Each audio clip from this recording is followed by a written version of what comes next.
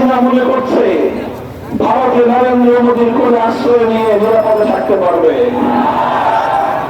আমরা বলতে চাই অন্তর্বর্তীকালীন সরকারকে, বলতে চাই রাষ্ট্রীয়ভাবে উদ্যোগ গ্রহণ করুন, 17 গণহত্যার জন্য বিচারের উদ্যোগ নিন।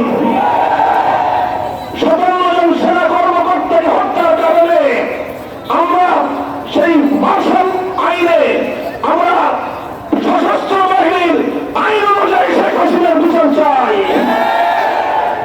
2021 সাল এবং 2024 সালের এই গণহত্যার জন্য ট্রাইব্যুনাল গঠন করে অতি দ্রুত খুনি হাসিনা এবং তার রেসপন্সিবলদেরকে বিচারের সম্মুখীন করতে হবে।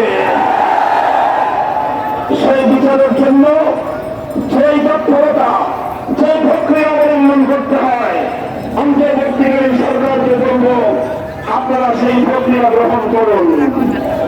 এদেশের জনগণ আপনাদের শক্তি, আল্লাহ আপনাদের সাথে থাকবে, কিন্তু কোন বাহানায়, কোন ছুতায়, কোন খুনিকে যদি পার করে দেওয়ার চেষ্টা করা হয়, বাংলাদেশের মানুষ সেটা মানবে না, সেটা মানবে না। সংগ্রামী সাথী ও বন্ধুগণ, শেখ হাসিনা বাংলাদেশে 50 বছরের রাজনীতি করেছে। 1975 সালে বাকশালী শেখ মুজিবুর রহমানকে যখন অভ্যুত্থানের মাধ্যমে পতন ঘটানো হয়েছিল, সেখানে 15ই আগস্ট কিছু নিরপরাধ নিরীহ নারী শিশু হত্যাকাণ্ডের শিকার হয়েছে। সেই হত্যাকাণ্ডের জন্য আমরা আজ সমবেদনা প্রকাশ করি। কিন্তু হত্যাকাণ্ড শুধু 15ই আগস্ট হয়নি, বরং 1971 থেকে 75 সাল পর্যন্ত এদেশের 30,000 যুবকের মায়ের বুক খালি করা হয়েছিল। এদেশের হাজার হাজার আলেমদেরকে অন্ধকার কারা প্রকোষ্ঠে দিনের পর দিন রেখে নির্যাতন করা হয়েছিল।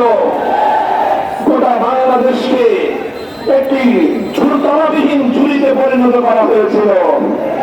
এদেশের মানুষ কম্বল কাটা মুজিব কোট দেখে আতঙ্কিত হয়ে পড়েছিল, যার কারণে 15ই আগস্ট 75 সালে শেখ মুজিবুর রহমান তার হত্যাকাণ্ডের পরে বাংলাদেশে মিষ্টির দোকানগুলোতে আর মিষ্টি পাওয়া যায় না। যেমনি ভাবে 24 সালের 5ই আগস্ট এদেশের মানুষ, সারা দেশের মানুষ মিষ্টি মুখ করে তার আনন্দ উদযাপন করেছে। তখন শেখ হাসিনা 75 সালে আন্তর্জাতিক গণমাধ্যমে বলেছিল যে দেশের মানুষ তার বাবাকে খুন করেছে, হত্যা করেছে, সে সেই দেশের মানুষের কাছ থেকে প্রতিশোধ গ্রহণ করবে। এটা ছিল 75 সালে শেখ হাসিনার ঘোষণা। 75 থেকে 2024 সাল 50 বছরের শেখ হাসিনার রাজনীতি ছিল প্রতিশোধ পরায়ণতার রাজনীতি। সে প্রতিশোধ গ্রহণ করেছে বাংলাদেশের মানুষের কাছ থেকে, সে প্রতিশোধ গ্রহণ করেছে বাংলাদেশের জনগণের কাছ থেকে, সে প্রতিশোধ গ্রহণ করেছে বাংলাদেশ নামক রাষ্ট্রের কাছ থেকে। সে চেয়েছিল এই রাষ্ট্রটাকে ভারতের গণতন্ত্র একটি অঙ্গরাজ্যে পরিণত করতে। সে বাংলাদেশের 18 কোটি মানুষকে নরেন্দ্র মোদীর গণমান সেবা করে উপকার ফায়দা জানিয়েছিল। এজন্য একদিকে অসম চুক্তিগুলো করে বাংলাদেশকে ভারতের হাতে তুলে দেওয়ার চেষ্টা করেছে, আরেকদিকে লক্ষ লক্ষ কোটি টাকা পাচার করে বাংলাদেশের মানুষের হাতের অধিকার কেড়ে নিয়েছে। 15 বছর পর্যন্ত ভারত সরকারের সম্পূর্ণ অগণতান্ত্রিক, স্বৈরতান্ত্রিক, কূটনৈতিক শিষ্টাচার বর্জিত একতরফা শেখ হাসিনাকে প্রশ্রয় দেওয়ার কারণে এদেশের মানুষের ভোটাধিকার ধ্বংস হয়ে গিয়েছিল। আজ শেখ হাসিনার রাজনীতি এইভাবেই আমরা দেখেছি।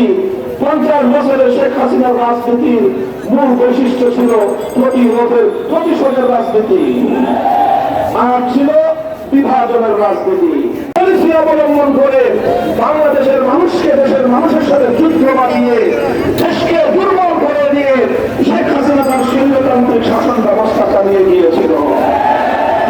এরপর 2024 সালে এসে তার সকল ষড়যন্ত্র নস্যাৎ হয়েছে, তার প্রতিশোধের রাজনীতি বুমেরাং হয়ে দাঁড়িয়েছে।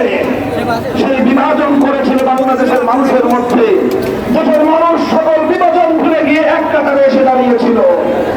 স্কুল, কলেজ, ইউনিভার্সিটি থেকে নিয়ে শুরু করে মাদ্রাসা পর্যন্ত সব ছাত্র জনতা সকল ভেদাভেদ ভুলে গিয়ে, হিন্দু, মুসলিম, বৌদ্ধ, খ্রিস্টান ভেদাভেদ ভুলে গিয়ে যদি প্রতিবেশী হিসেবে বন্ধুত্বের আচরণ করতে পারো, আমরা স্বাগত জানাবো।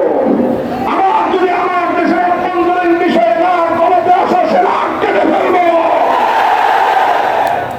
সংগ্রামী সাথী ও বন্ধুগণ, আমরা আপনাদেরকে আহ্বান জানাতে চাই, আমাদের এই অর্জিত বিজয়, এই অভ্যুত্থান, বৈষম্যের বিরুদ্ধে সংগ্রাম, এই সংগ্রাম যেন কেউ ব্যর্থ করতে না পারে।